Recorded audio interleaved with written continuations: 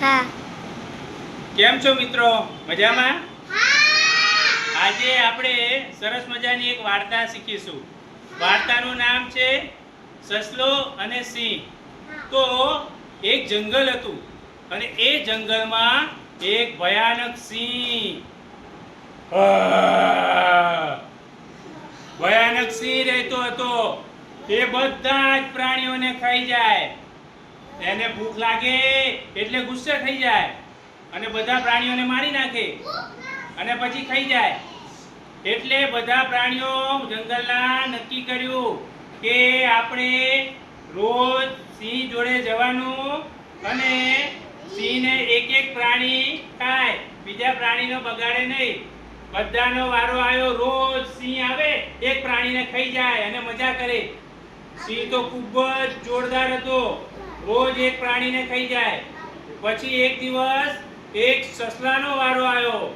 તો સસલું દોડતું દોડતું આવ્યું અને એ તો મસ્તીમાં હતું, ખુશ થઈ ગયું હતું. તો એણે જોયું કે સસલું તો ખુશ છે અને કૂદતું કૂદતું રમતું રમતું ગયું સિંહ પાસે. પણ થોડું મોડું પહોંચ્યું એટલે સિંહ રાજાએ કીધું, કેમ તું મોડો આવ્યો? તને ખબર નથી કે મારે ખાવી છે, ભૂખ લાગી છે? સસલાએ કીધું, જી રાજાજી, હું તો વહેલા જ નીકળ્યો તો, પણ રસ્તામાં બીજો એક સિંહ મળી ગયો. એણે કીધું કે આ જંગલનો રાજા હું છું. બીજો સિંહ કોણ છે? એણે કહ્યું, મહારાજ એ રસ્તામાં હતો.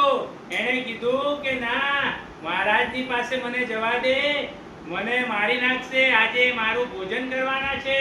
તો એણે કહ્યું કે હું જંગલનો રાજા છું. તો હું ગુસ્સે થઈ ગયો. કોણે કીધું? ચાલ મને બતાવ, મને લઈ જા એની સાથે. ચલો મહારાજ. પછી સિંહ અને સસલું બંને એક કૂવા પાસે ગયા.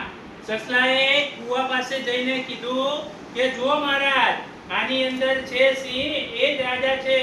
અને સિંહે પણ કૂવાની અંદર જોયું અને જોશથી ભસ્યો, ગર્જના કરી.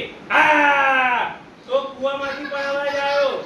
કૂવામાંથી અવાજ આવ્યો એટલે સિંહને થયું કે આ બીજો સિંહ છે.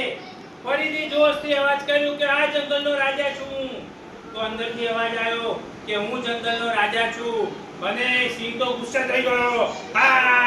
એમ કરીને એને કૂવામાં કૂદકો માર્યો.